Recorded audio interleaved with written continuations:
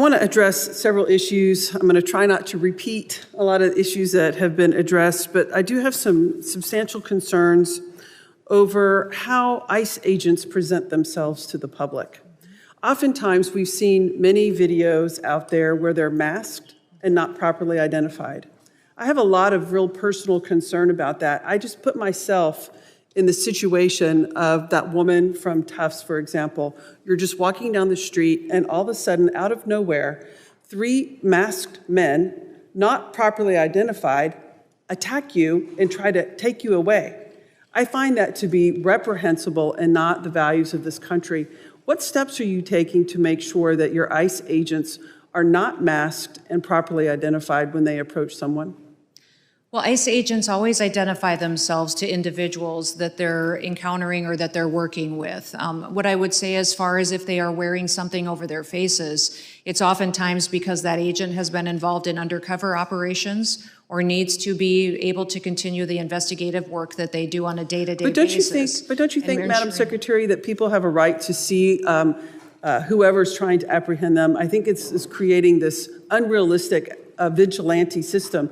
And are you aware that your materials, ICE agents, jackets, and the sorts are available on Etsy for $20? Anybody can do that, throw a mask on, and run around and terrorizing people of color without any regard for the law, without any regard, because your agency does not have proper protocols to make sure their agents are clearly identified and marked when they're executing their jobs. Our agents do identify themselves. They verbally do that, and then also by the clothing that they're wearing. And if they do have something that is covering some of their facial features, it's for their investigative work or their undercover work that they do as a part of their job duties as well. What I would say is that it is important that we follow the procedures and protocols for every encounter that we have, and they have done that in every situation to the best of my knowledge. Well, I would suggest that your protocols need to be revised, because I don't think it's reasonable for masked men to be apprehending people on the streets. I think that instills a lot of fear. It doesn't instill security in the process.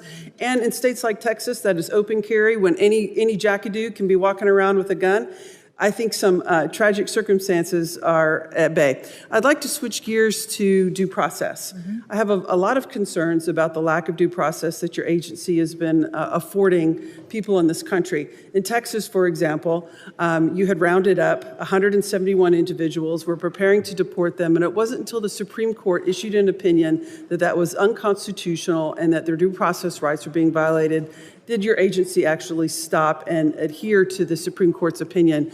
My question to you is, has those efforts ceased in your agency? Are you going to cease trying to deport people without access to due process in the courts of law in compliance with the United States Supreme Court? Well, Congresswoman, we are following due process and using it as to how Congress has laid out to us in statute, and we are complying with all federal judges' orders as well. Well, you weren't complying at that time. It took the United States Supreme Court to order you to comply, so you hadn't proactively complied on your own.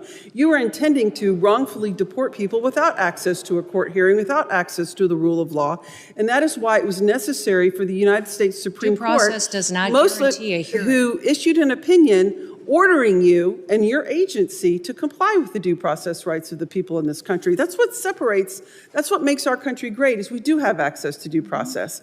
And so my comment to you is I'm hoping as you move forward, because initially as you were proceeding through these deportation processes, you were not affording people due process, and the Supreme Court has now ordered you to do so.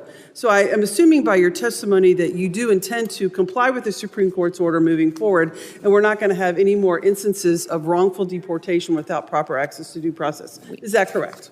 We are following federal judges' orders, and Good. We are complying with due process we look procedures forward to as that. they are laid out, as Congress has given us those tools to do that. Thank you, Madam Secretary. I have one other question about FEMA. I'm very concerned about the destruction of FEMA. You know, Texas is a state that has a lot of hurricanes, tornadoes, and natural disasters. We rely upon FEMA extensively, and I'm very worried about that. And when you are governor, though, you actually utilized FEMA for your own state. So you did recognize at the time when you were serving as a governor that FEMA played an important role in natural disasters within South Dakota. Is that correct? Yes, we had 12 FEMA-related disasters during the 6 years I served as governor of the state of South Dakota. But I just find it, I'm running out of time, but I just find it ironic. I now recognize Mr. Pfluger, the gentleman from Texas, for 5 minutes. Thank you, Mr. Chairman.